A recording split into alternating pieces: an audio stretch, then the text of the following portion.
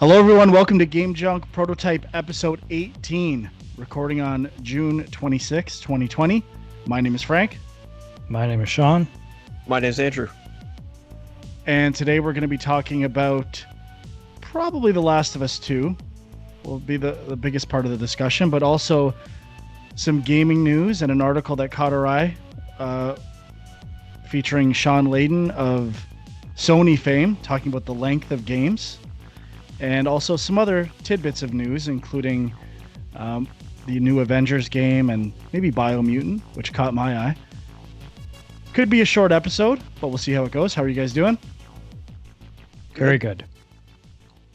Myself as well. I'm officially on vacation, so Nice. few months of summer. Time to start ready playing to go. Red Dead 2. That's Got been some- on my mind. Got some riot in that glass there? Nope, just diet root beer. It's too bad. So let's get into the news a bit.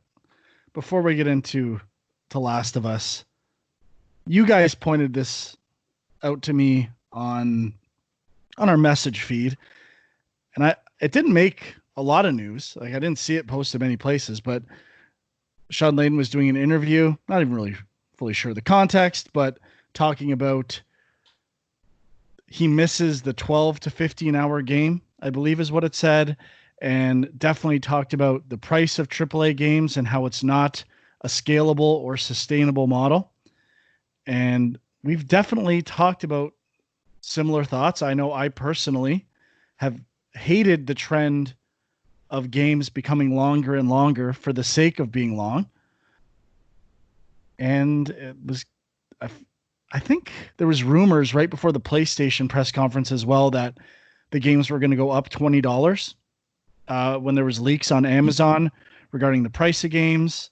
And obviously these budgets are getting huge. We don't know actual budgets for games for the most part. So I know a lot of these games certainly make more than their money back, especially ones with online models that are sustainable after the fact. I'm sure something like GTA has made a ton of cash after. Now, obviously, The Last of Us, this one does not have multiplayer, which I'm fine with. But even probably early or late 2000s, every game had to have multiplayer. If you didn't ship with a multiplayer version, you got criticized or the value wasn't there. And there's always been this value proposition with games. And I don't even know what it's about really. Other than gamers tend to be cheap, which is probably a big factor that they're young and don't have a lot of money, which is understandable. But I remember we've talked a lot about the Order 1886. And I guess we could say that company just got purchased, Ready at Dawn, by Facebook, based probably on their success with VR games and to do stuff for the Oculus. But the reviews for that were awful because it was so short, 6 to 7 hours, if I remember correctly. And to be fair, that game did seem pretty short. If anything, I thought they could have juiced the gameplay, but they had so many cool weapons and so few encounters. Even something like a survival mode in that game, I thought would have been fun because the weapons were really cool. But anyway, what do you guys think about this article? I'm certainly on board. Even with Last of Us 2, I'm feeling the length a bit more than I have in previous ones. Well, I think that's why it is getting talked about, because people are looking at it in relation to The Last of Us 2. And I don't know if he was involved as a producer in some way on that game, but I mean, from what I know, he was there when it got announced. I'm sure he was there when it was greenlit. Not that game would ever not get greenlit. Right. But you know, he was after Jack Tretton, and I believe the first E3 that they did, like the non-press conference thing, and they had, like, if you remember, walking between studios with different music, that was kind of a disaster. I think he was involved in that. I don't want to say for sure that he was, but also in that article was talking about open world games and those being 40 to 50 hours by requirement. And you know, I was getting angry about it last week with relation to God of War, and not so much that it's so long, but it feels like it's making it like fast travels becoming more annoying. Now, obviously, the loading times with the new PlayStation could make fast travel really interesting, and that alone could cut down on the time of some of these games. Maybe it's not even as long as we think, uh, but loading times play a big factor as well. So, all this stuff is kind of up for reevaluation. I'm going to pass it off to you guys. Are you in on Shawn Layden's statements or out? I'll let you go first, Huck. Okay, I'm 100% in. Especially, I didn't remember reading the open world comment, but I think that makes a ton of sense. And I think even last week I was mentioning about how I'm playing the Outer Worlds, and I'm finding these situations where I go through this big path only to unlock fast travel points and then never see that area again. And it seems like such a waste of resources to create these big giant worlds that you really only are in one time. And I know that Spider-Man probably got this the most right because the traversal was so fun that a lot of the times you would choose not to fast travel because you're like, that'll only take me a couple minutes. I'll just like, whip through here with my webs. And locomotion was fun. Something that I felt the same way about the Infamous game and First Light. I don't even want to fast travel because the locomotion is so good. Yeah, exactly. So maybe if they just shrink the worlds down and either give you some sort of like, I don't know, if you're just running, obviously you got to do something a little more clever. Maybe you give yourself some sort of like, I guess this kind of relates to RPGs, like older RPGs, where you would start off by walking and then you would get like a car and then you would eventually get an airship. And you're still going back and forth between all the same places, but because your locomotion is changing and you're able to move faster, it doesn't really get boring ever. And I think these games where all you do is like walk or fast travel, I think they're maybe missing that aspect of it. Now, obviously, in these big giant 3D worlds, having an airship is a little more tricky to probably load and handle all those situations. But, maybe with, like you were saying, Frank, with the SSD, the fast load times, maybe it won't be an issue. And maybe, you could just stream everything off the disk of these huge worlds really fast. And it's not a problem to stream in these larger worlds in like an airship type motion speed. I think the size of a game world is an interesting topic because I know a lot of press releases tout, the size of this game is 4 times the size of the last one. And I know this is personal opinion, but I've never given a rat's ass when I hear that type of stuff. It does not matter to me at all. And the best games are the ones with reasonably sized worlds where every area is relevant or important. I know we've talked about that with Metroid Prime. Was one of the first games where every door and area felt unique. And that is more important to me than having a big world that feels all the same. Now, for Last of Us 2, every area feels pretty unique. I will give it credit. I don't feel like I'm in the same spots over and over again. So that is not a complaint with that game. But Spider-Man also had a pretty reasonably sized world. It wasn't that huge. And I definitely think of Arkham City having a perfectly sized world for an open world game. And was that the third one? The second. The second. Okay. Yeah. Which was smaller, but even Arkham Knight, which I think is really good, and more games should do this, is ways of huge shifts in the world that make the same area feel unique. I don't know if this is spoiler territory at this point, but when the gas gets kind of poured into the city and it, like the color palette changes, the whole city changes, gameplay changes as well about dipping down and using the Batmobile. And now you're forced to use air traversal and stay above the smoke. Like those are great ways to leverage things without making the game super long and providing fresh experiences to the gamer. It's changing the landscape of the game. And I wish more games would do that. I really need to play Breath of the Wild in full at some point, but I've complained about that game being kind of sparse in between finding stuff, even though it's beautiful. I know everyone was super excited about an open world Zelda, but I didn't find the open world aspect of it that much fun. That's not what I find fun about Zelda. Anyway, Shawn, sorry.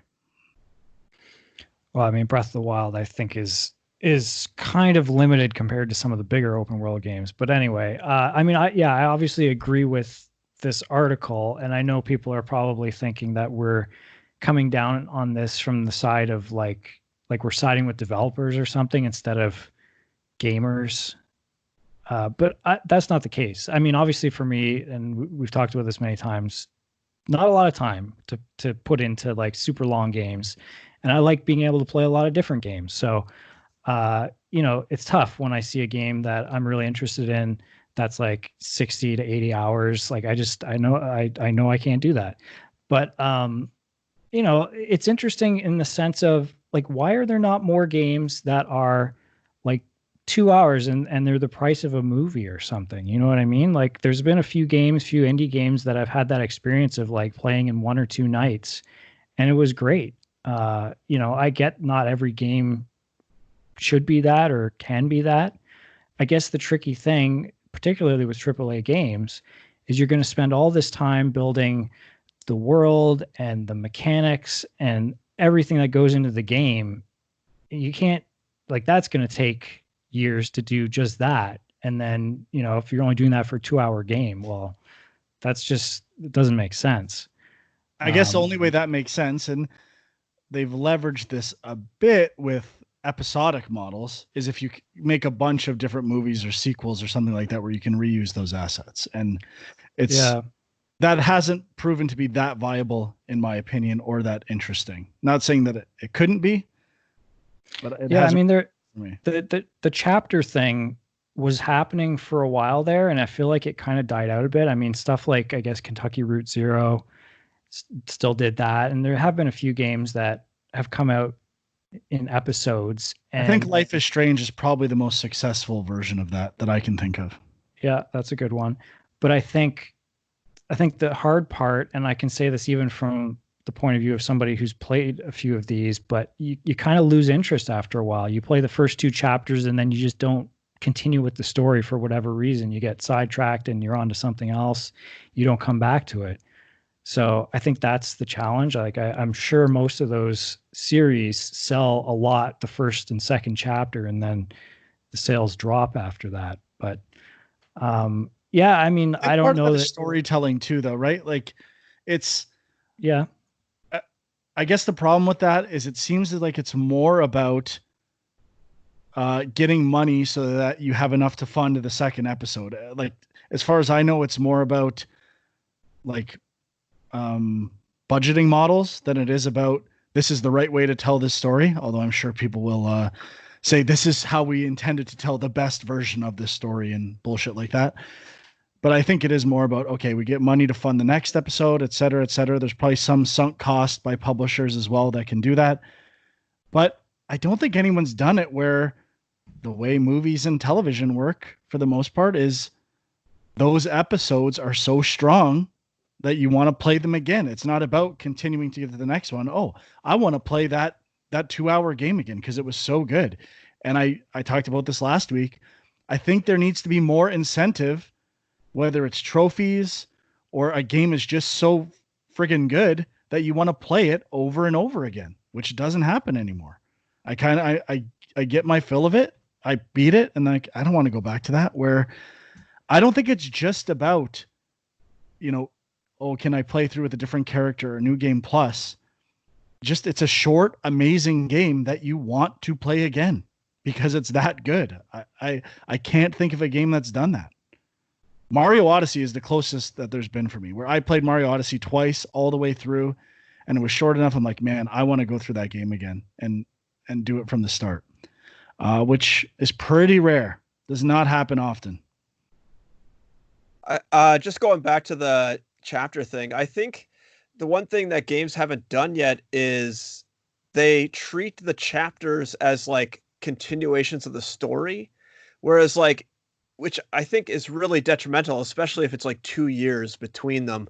You don't really have a model like in movies, like Indiana Jones, for instance. Like, you have a single story that is your game, and then the characters carry over and, other sort of related things that come with the lore. And then it's like a fresh take. I think Spider-Man is probably the closest one that's going to do this next. And I guess Infamous First Light was equivalent. But this Miles Morales episode they're going to do, I think they would be smart to literally just take the same map and then add, interesting set pieces around it and just, flesh it out to be like a 4 to 5 hour, fun web slinging thing, storyline, It is tough to say because that's basically what the DLC for Spider-Man was. And it wasn't, I don't agree with that though. I thought the story aspects were weak and it was padded out with those crappy like fighting missions and that's challenge true. missions. But I mean, the game that did this, like it's longer, it's not a 2-hour game, was Uncharted. And you said Indiana Jones, but first Uncharted, Lost Legacy. I just replayed Lost Legacy too. Well, they got, in my opinion, they got off the rails with this, which Uncharted 1, a perfectly paced game. Like the first time I sat down and played that game, I wanted to play it beginning to end. Uncharted 2, same thing. Uncharted 3 to a lesser degree. And then Uncharted 4, after the success of Last of Us and other games, it's like, okay, now this game has to be 25 hours long. And that's not why I love Uncharted. I loved it because the story was pretty rich compared to other games. I love the characters. They felt very natural, and art, gameplay, so well paced. And like, I never got sick and tired of doing anything. Like The Last of Us 2, I'm loving it, but I get bored with it pretty quickly. Like in terms of whatever the pacing model is, I do not, I've said the word model. I guess we've said the word model 100 times this episode. I apologize. I don't want to play it for 10 hours in a row. I'm just like, okay, I played a couple hours. I'm about to enter another area with 20 enemies where I do the same thing again. I'll take a break. Yeah. Well, I agree with you about Uncharted. The only problem is with Uncharted, it's like a technical marvel. So you can't really get away with a quick turnaround on those games, I don't think. It's just they're trying to do too much. I guess I was talking more about how the value or length of games like got its way into that series too, which was why I loved it. And I would rather, I know this is truly an exception and sounds like an elitist thing to say, but I would rather have 2 Uncharted games than one, and have more time in between them than one really long Uncharted game. And probably that's true about any game, where I know people don't have the money to spend on that kind of stuff, which I understand and I am empathetic towards, but I'm looking at it purely from getting the best games possible, not in terms of having one game that you play for a month straight that you get sick of. Who's that for? Play it again if you love it so much. Yeah, I think for some reason when you get into these AAA games, stuff just gets off the rails, where you have the art team coming up with crazy ideas and then you need the code to support it, and then you don't want to make just a one-off game mechanic, so then you maybe try to find more ways to reuse it, which results in more art, which results in more level design, which then, oh hey, now this is fun, here's another game mechanic, and it can really probably balloon out that way, and then you're trying to shoehorn the story into all that too. So I think there's just like, you need a really strong producer to be able to just say, no, like we're going to do this one time and that's fine, or whatever, or just cut the area completely. Yeah, I completely agree. And Mario is the perfect example of that to me. They come up with brand new mechanics and weird power-ups, and they use them very sparingly. They pick their spots for stuff. Even think of Super Mario 3D World, the cherries, where you had multiple characters. That's a cool idea. And they barely used it in the game. They used it at very cool moments. And even the cat suit. It's not like you were getting a cat suit every 3 seconds. It paid off big time in the final boss and these other moments. And I will give Nintendo credit where credit is due. They are very good at not like exhausting ideas in their games to make them long. I used to, on a similar like high budget game that used to do this a lot, is the Final Fantasies. They would always have these little like one-off mechanics that you'd never see. I know Final Fantasy 9 has a lot, like swinging in the cage, that happens one time. There's just like that sword fighting game, like mini game. There's just tons of things they do only one time, and it's unique and it's really memorable, and they don't worry about it, it seems, or they budget for it and they don't go over the top. They kind of zoom in, focus on it for a 10-minute period of time, maybe not even, and just let it be memorable and let it die right there. They don't have to reuse it all over the place, and it's nice. Well, I've been meaning. Well, I mentioned briefly, but Tim Rogers and his like 3-hour Final Fantasy VII remake review, which I've been really enjoying his content. If people haven't checked it out, I highly recommend it. But the way he breaks down that game and he talks about the idea of a vertical slice, like that game has so many different ideas and mechanics that there's almost no small vertical slice that's less than an hour where you experience every possible mechanic in the game.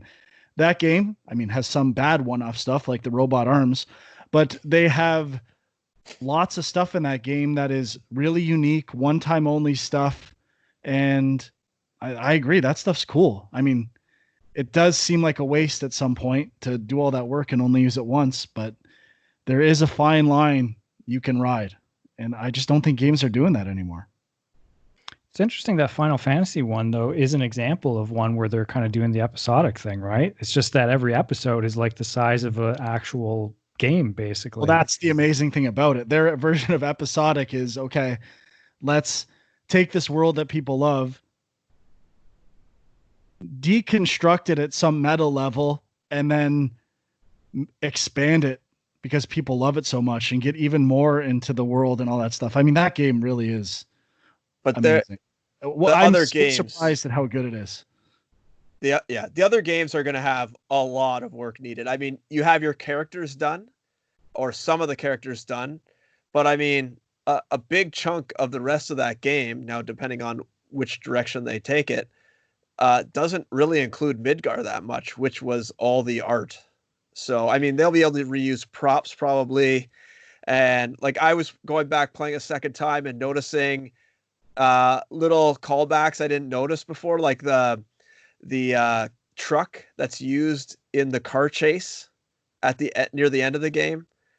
If you guys know the one I'm talking about, Frank, you probably remember it when you're on the road. That's like placed all over the place, especially in the slums, as kind of just a piece of rubble, but you could see it reused there, which is smart of them. And they hide it in interesting ways where, you don't even notice it. So if games could do more of that, more reuse in the previous games, if they could have those sort of assets in the next part of Final Fantasy, they could definitely cut it down, like we were talking about. Well, the future too, with the Unreal Engine 5 stuff of kind of assets being translatable across engines and having standard formats that kind of import and you could sell and buy assets rather than needing to, I would think it would be cheaper than having people individually develop stuff. Obviously there's photorealistic games that is easier for versus games with unique art styles that it becomes tougher. But I think there's a lot of cool stuff that can happen to help keep the cost and scale of these games reasonable. But like you said, Huck, direction and production, I think, has to be on board. And I guess to some degree, the publishers that aren't worried about reviews saying this game is too short or something like that. Yeah, I like your aspect of the game engines, like specifically Unreal. But like a lot of these Sony companies, they're still using sort of like the old model where they write their own engine, they create everything from scratch, and it's really expensive to do that. Whereas now Unity, Unreal are kind of pushing each other into this almost freemium game engine, and the game engines are both phenomenal. And now they're I don't know who did it first. It was Unity or Unreal, but they had the marketplace, like you were saying, Frank, which lets you buy assets that you can use in your game. So I know, like most of my stuff's Unity right now, but I buy like tons of music and tons of art. And even if I don't use it in the final game, I could still prototype stuff so much faster and have it at a higher polish level to give the feel of the game, which would help me pitch it to people faster and better. And my costs are so low that it's ridiculous. Like I could probably spend, I don't know, a couple $100 to have some really good environmental art. And if I paid someone to do that, it would be like 10 grand. Yeah. And it's incredible what you can get. Tools that are making development easier, even at a AAA custom level. Substance, for sure, for doing texture work is a huge help. And I mean, that's not that new, but photogrammetry as well, which we've talked about in the past. And that's, I'm sure, I don't know much about this technology. There must be ways of getting like wire frameworks of models through scanning as well. So it's not as much like just sculpting work and all this other stuff. So there's definitely cool things that are happening. But in general, I think the trend, I think Shawn Layden is onto something. Sorry, Shawn, I'm just going fucking crazy. What you got to say? Just to jump on the photogrammetry thing quick. They have a special Shut up, Shawn. They have a app on the iPhone you can get now that you can take outside and just walk around an object, and it'll do all the photogrammetry and create the model for you. Now, obviously, like the outdoor lighting needs to be correct, but you don't need to like bring anything into a special lighting stage and then have some crazy camera rig anymore. You can, in theory, get pretty good looking stuff just by like going to a forest and walking around with your iPhone, which is crazy. Go ahead, Shawn.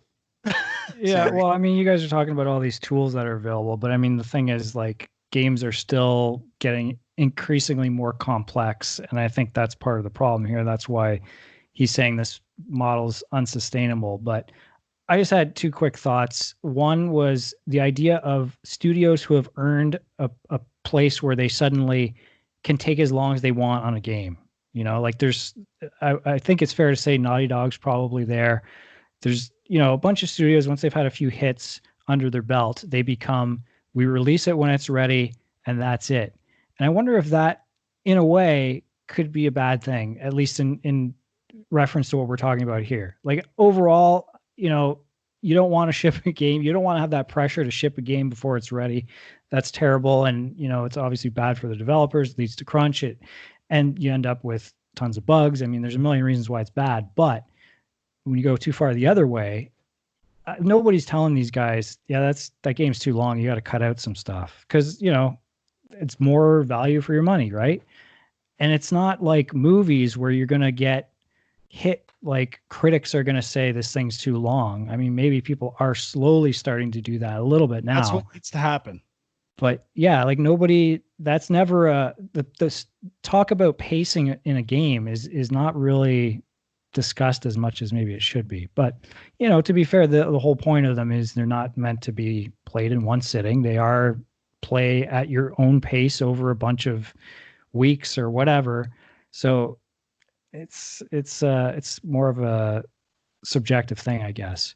Well, another counter, not measure, but like thing that could affect this is pricing models as the industry continues. So freemium and streaming services, I don't know what the intent is to monetize those things or what the plans are.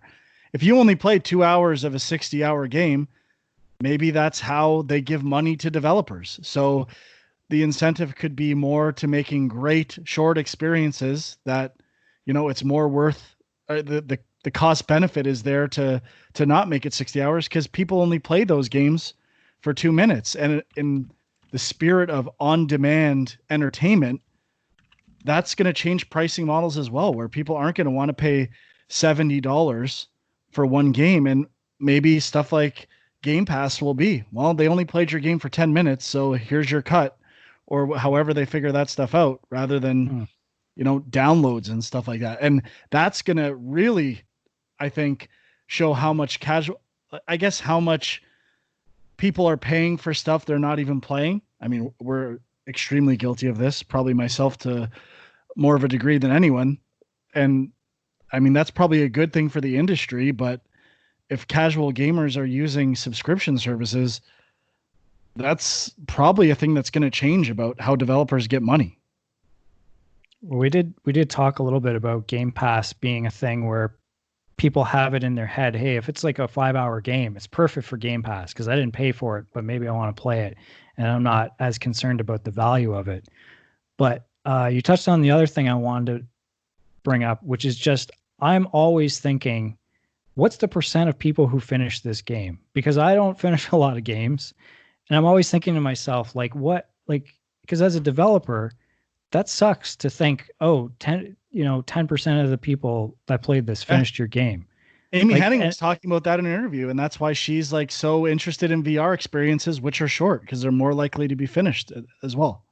Yeah, and you brought up Super Mario Odyssey, Frank, which is an interesting game because I've been noticing this in a few other places as well, where it's a fairly short sort of story, but then afterwards there's tons of stuff to do later. Like you keep going back to find more moons or whatever nuggets. Yeah, so and I just played Fez recently, and it's got that same thing where you kind of the credits roll, but you're only halfway done the game. And I also had that experience a while back with Castlevania Symphony of the Night, where you've got the whole inverted castle thing, which and to me, like, it's weird because when the credits roll, I feel like, well, okay, I'm kind of done the game. And it's like, I'm torn between feeling like that's a cool strategy because now I'm like, if I want to keep playing, I can, but technically I've seen the story they wanted to tell, or at least the main campaign. But I don't know. I wonder if more games will start doing that. Well, I can't remember if this even came up with our story debate a few episodes back, but clearly that's a reason why stories in games are subpar. Most of them don't get finished. And that's partly the medium's fault and the whole length thing we're talking about. But if no one's compelled to even finish your story, I'd say it's not that good of a story. I have one related point which popped into my head when I was just talking there. And I think a problem with these AAA teams is just their sheer size. And if you think of, so like Naughty Dog has 2 projects on the go, other companies, like companies that have 1, or even like when we were at Silicon Knights, we had 2 projects on the go, maybe a third. But if you think about it, if you have 1 project that's finishing up, you have all these artists on staff that literally have nothing to do.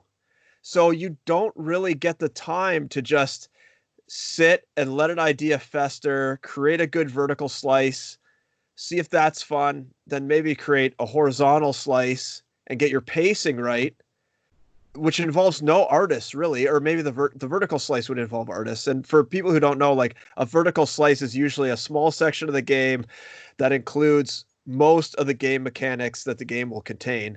And a horizontal slice is more of a gameplay, less gameplay, more just pacing of the game. And I don't think horizontal slices are really used that much. We didn't use them at Silicon Knights at all, from what I remember. But basically, it's just a way to like get the pacing, get the feel of it, the whole game down without spending a lot of time on the art. You just basically gray box everything, and you have stand-in AI characters and everything like that, and you just try to get the feel down. And that doesn't really, you can't do that with a big AAA team. You can't just have 200 artists sitting around taking a paycheck and doing nothing. You're forced to start making art. And I think that probably is a problem with AAA development in general. And I think, as me now more indie, like, I kind of like the idea of how the industry is slowly going to more of a contract-based economy where you have a small core team that can, do this prototype, and then you hire contractors when you need art, and you don't have to worry about keeping this big staff around to, keep everything going. I know AAA teams do that too. They hire a lot of Chinese companies, and just like, like Alex from Pixel Nuts, that's what his company does. They just do art outsourcing, basically, on top of making their own games. But like, these big companies need that too. And I think having to carry that staff across, really, it could really force them to make extra art that maybe they don't need or don't want, and they don't want to just throw it away. So then they try to force it into the game somehow, just because they've already spent the money on it. And that could also bloat the cost. And I think unless the AAA teams like reconfigure how they're working, or they have a bunch of more smaller projects and cross use their have the art team be basically like cross all projects.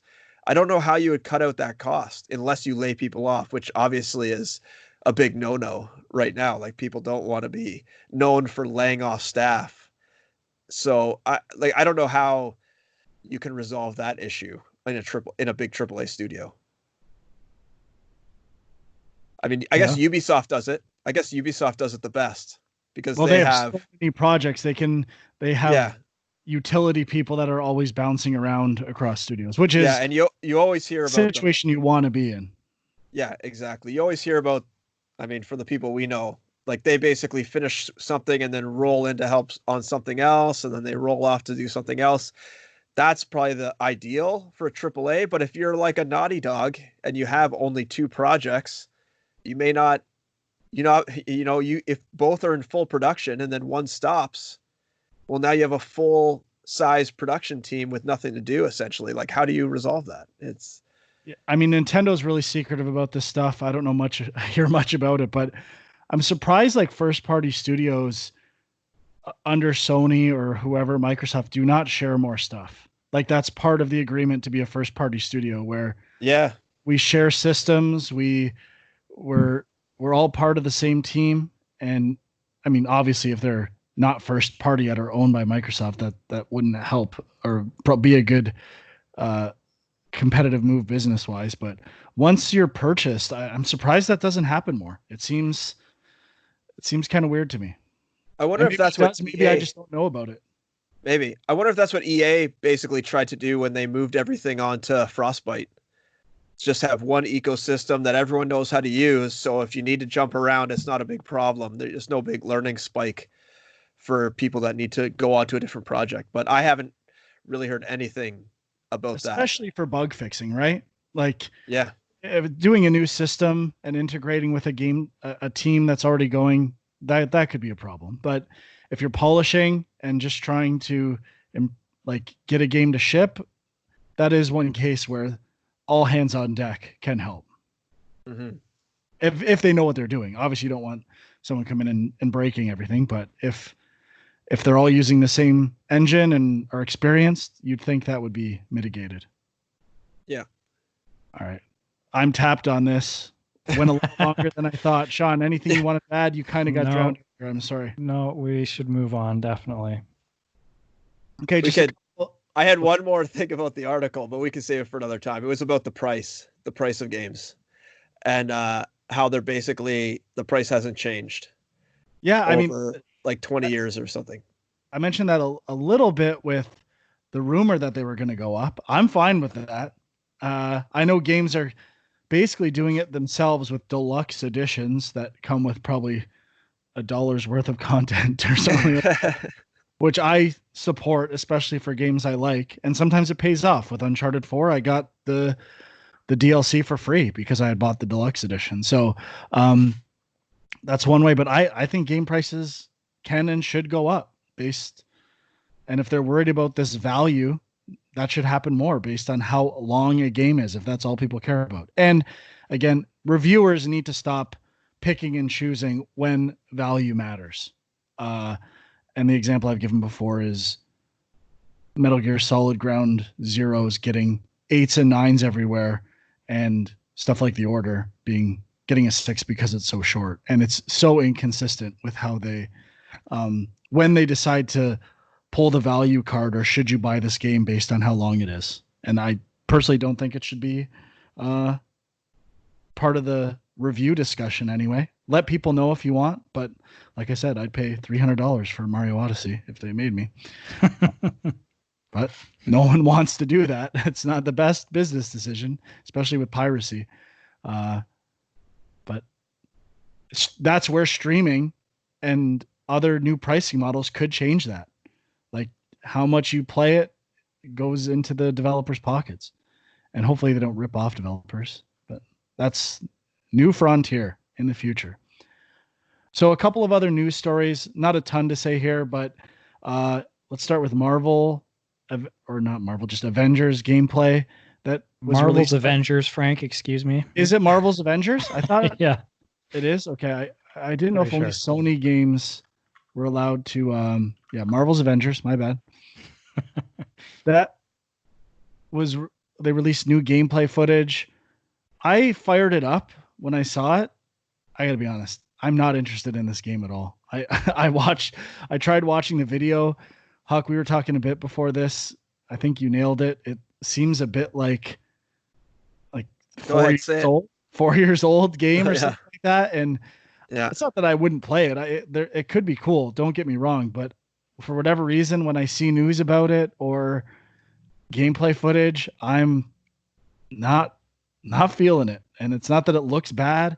It just feels like kind of a lesser version of the movies. And it's so weird that I don't feel that way about the Arkham games when I see them. They feel like their own thing.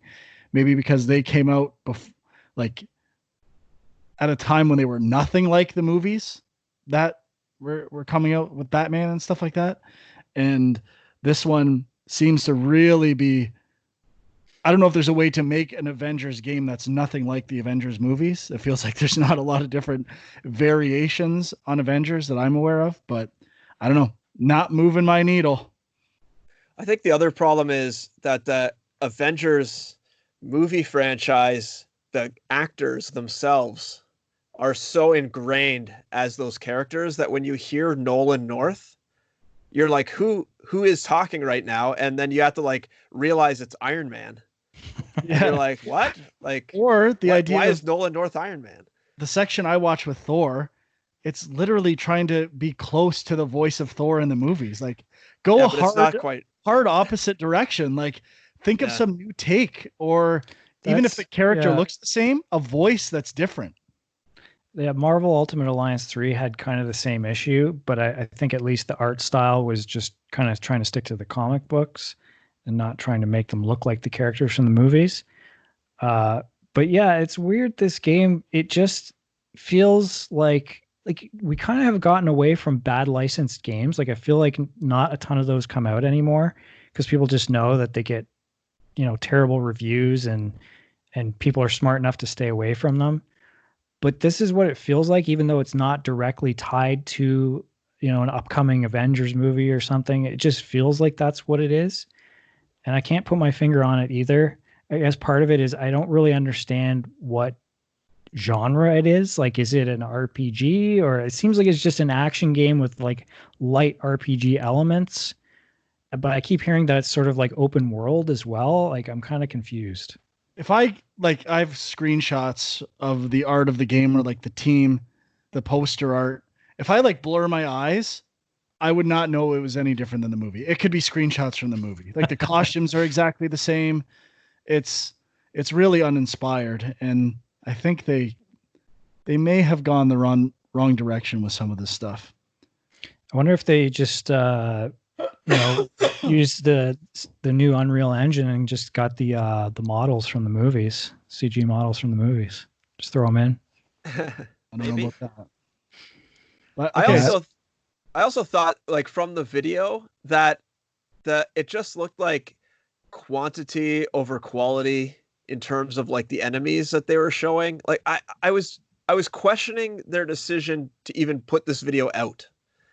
Because it looked like the person who was playing it was even getting frustrated.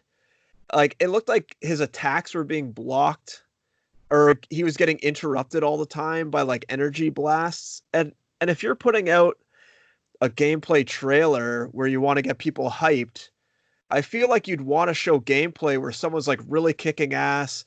The action's really fluid. It looks like you're just totally in charge of Thor's hammer. And this kind of looked like Thor kept getting hit and stopped, and he was trying to swing stuff and missing. It just didn't feel right. He was doing that hammer throw and then landing too short to actually hit the people he was trying to hit. I don't know. It just seemed like a really questionable choice. I really hope this wasn't their first attempt at capturing the gameplay, and then we're just yeah, put it out anyways, whatever. I don't know. It just seemed like a strange choice to me, but maybe I did skip a lot of the video, so maybe I missed something, but I'm with Frank. It did not capture my attention at all. I mean, the game has been delayed at least once so far. So, I mean, that's maybe not a great sign, but yeah, I agree. Even just looking at the screenshots, it's so like, it's like the off-brand, because I guess they don't have the likeness for the actual actors. So it's like close, but slightly off. And it just feels God, I so hate weird. It's Special Man, the video game. Now that's a game I would play. I mean, I'll play this. I hope I'm wrong. I hope it's good. It's not like I'm not looking for stuff to play or that I want to be good. It just, I'm getting bad vibes. Yep. And then I just want to mention, I watched some video for Biomutant, which also came out this week, which looked really cool. The some of the creatures you're fighting, and I mean, I know we do moratoriums on stuff. The giant turtle in games, or turtle-like creature that's in God of War and Ori 2. There's another one in this game. That's my new thing. It's gone too far. We need to come up with something else other than the giant turtle from Neverending Story. It's been good while it lasted. But other than that, it looks awesome. The fur, it's got a weird look to the fur, but I kind of like it. And like climbing looked so fast paced. Like the idea that the small creature can climb up walls really fast, and the traversal open world stuff looked really interesting to me. I'm obviously into creatures and weird wildlife stuff, so I am really excited for this game. Hadn't Did you seen say it's anything out? about it. No, it's supposed to come out this year. Says 2020, but I could see it getting pushed back. But I'm in. Yeah, I hadn't seen anything about it. Was it just like a new trailer they released, or were they? It was gameplay video. It was lots of gameplay, and the combat seems, on a first glance, really inspired by Zelda's Z targeting stuff, and the things you're fighting had a scale and design that reminded me in some way of Horizon Zero Dawn, not like in terms of your weapons use and stuff like that, but just how you approach them. I don't know. I could be reading in a lot into the video, but I'm digging it. I'm in. Yeah, it looks really good. And so I'm hoping that comes out this year. All right, last what we're playing, I think, are we all just talking about one thing? Sure. Yeah, I mean, I had a couple other things, but let's just focus on The Last of Us. Last of Us 2. I will start by saying I have not beaten the game yet. I'm a liar. I said I would be done by Tuesday, and I'm honestly probably halfway at this point in the game. And I mentioned it a bit earlier. I'm still loving the game, but again, I think playing the original 2.5 times, even a month ago, was a bad idea. And this is a good thing about the game, in my opinion, but bad for me personally right now. It is like an extremely polished version of the first game again. And there are new mechanics, which is good, but it's not reinventing the entire game. It's just making it an extremely well-crafted experience, even more so than the first one.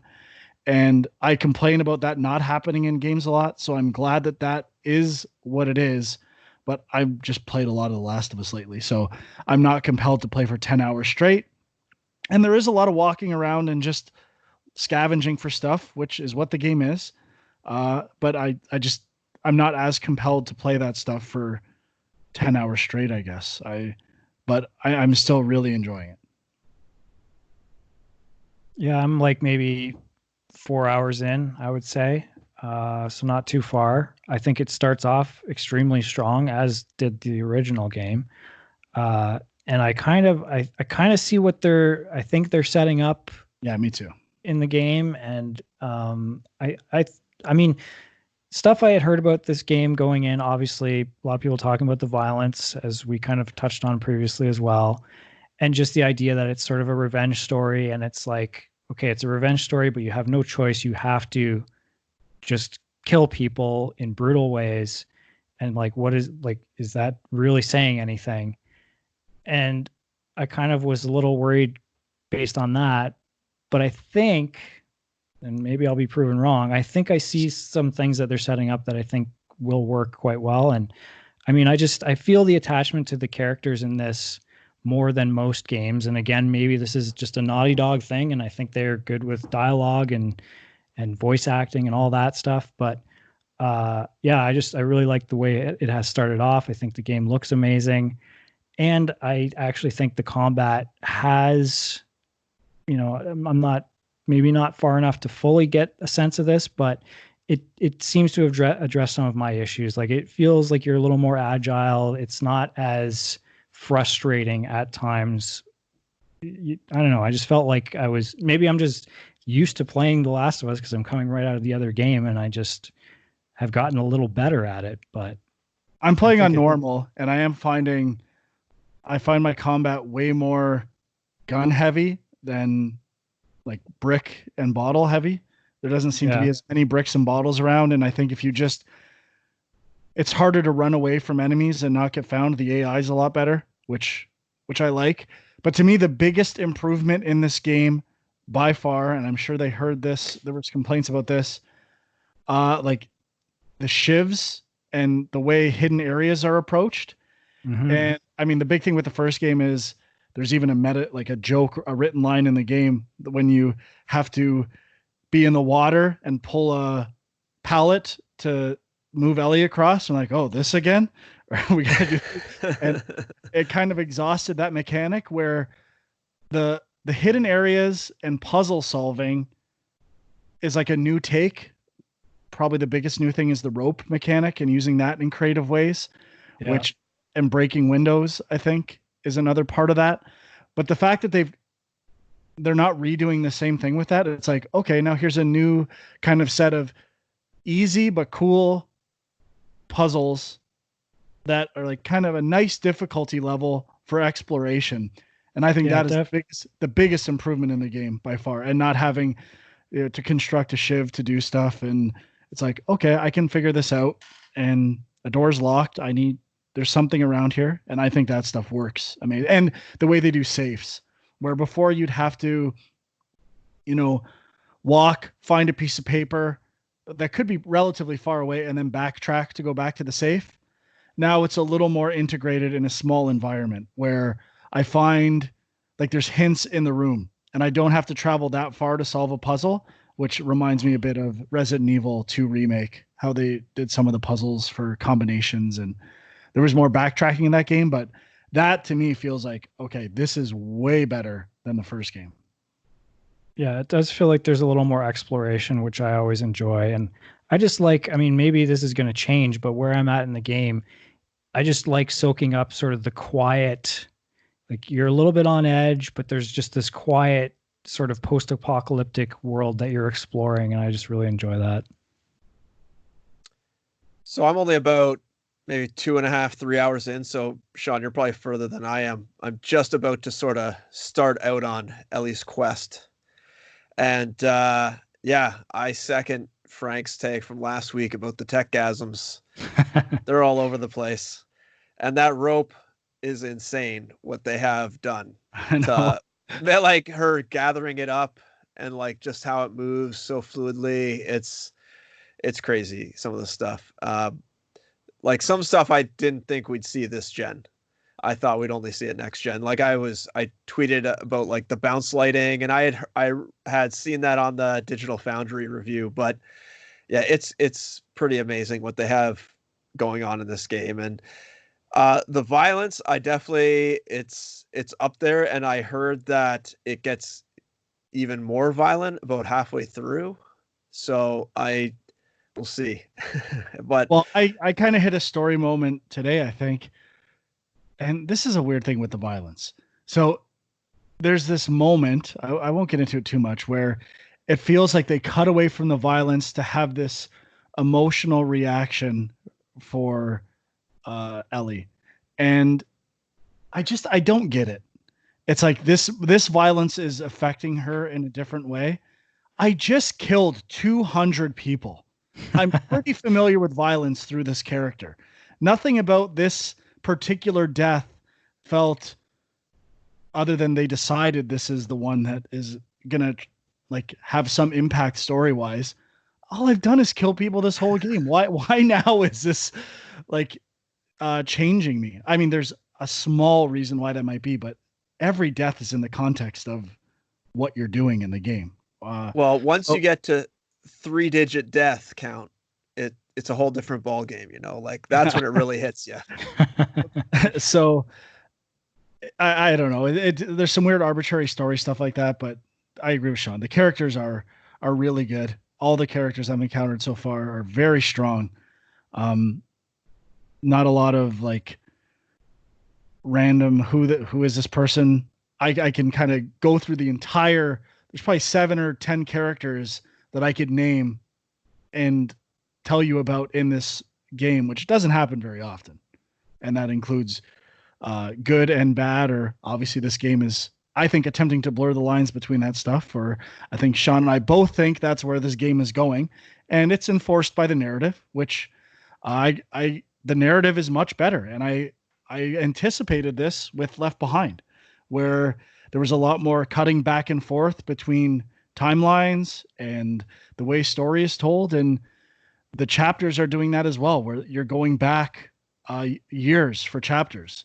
I won't say anything more than that, but I love that stuff. I think we need more of it in games. And I know I was trying to pitch this stuff more when I was working at companies, but editing being a bigger factor in game stories, where I feel like editing and camera placement, and I think Jay did some of this too on Too Human. I know a lot of the camera placement in Too Human and how like different perspectives for gaming. I've talked to him about some of his ideas that he put into that, which I thought were some of the best stuff in the game, but it can be pushed a little further than just following traditional rules of TV and film, which feels like it's what they're doing. And at least Naughty Dog is pushing that stuff in different directions. It's not about, following the rules of the frame all the time and stuff like that, which, I mean, a lot of the best movies break rules. That's why they're known as being innovative and doing different stuff. So editing to me is the biggest thing with cutscenes, where it's like, they're always the same. Editing in those things never like changes my emotions, which it does in movies. Editing is a huge way to do that. And with pace and images, even stuff like an insert or something, objects are very rarely used in game to great effect, like cutting away to an object or procedure. It's always just on characters all the time.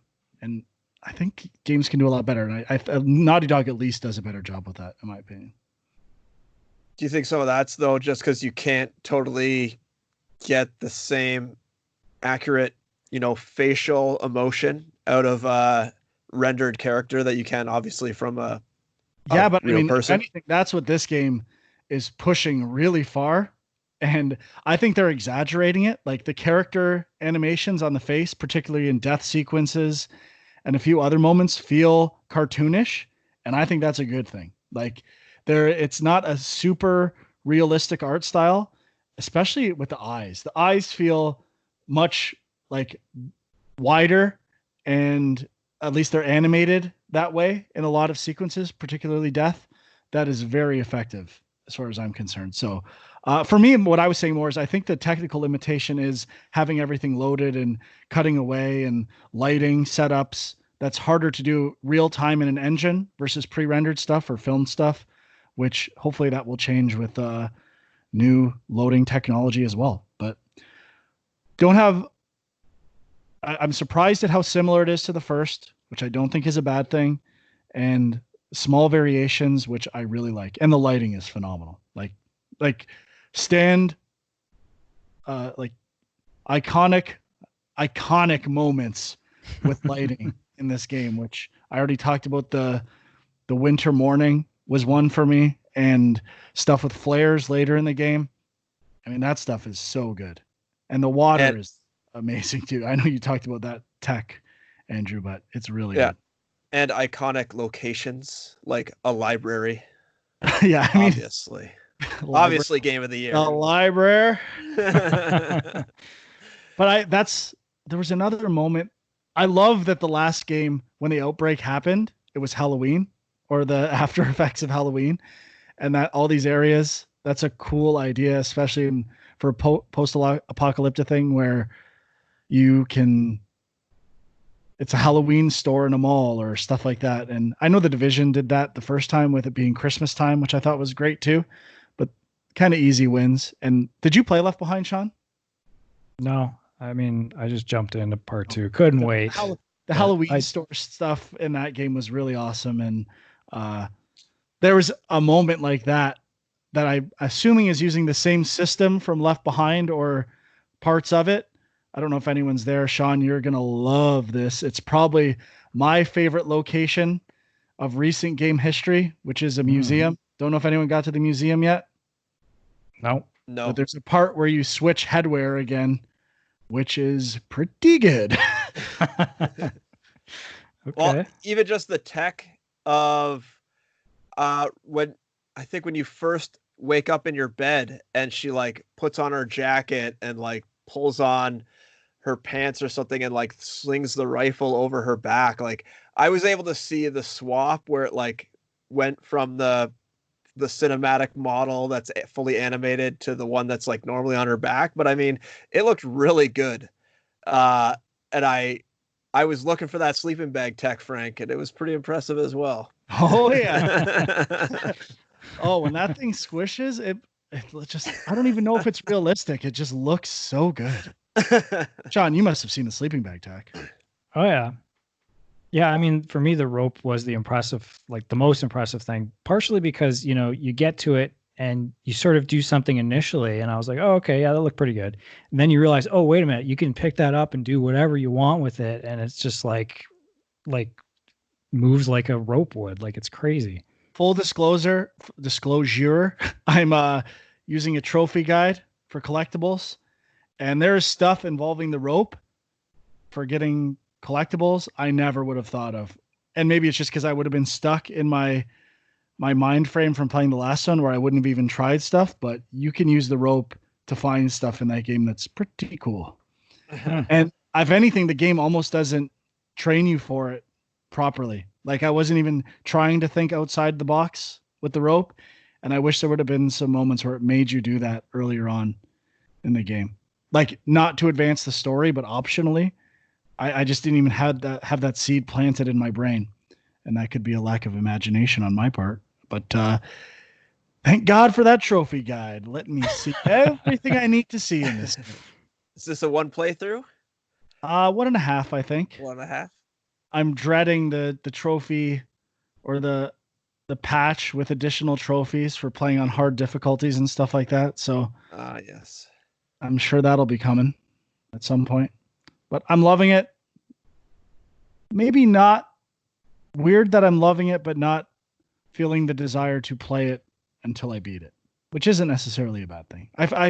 It could just be a phase I'm into. God of War was the same thing. I could not play that for like 3 hours straight. I needed breaks. And I mean, the next game is Bloodborne. I know I said this, but it is happening. I am play Bloodborne. I better be good.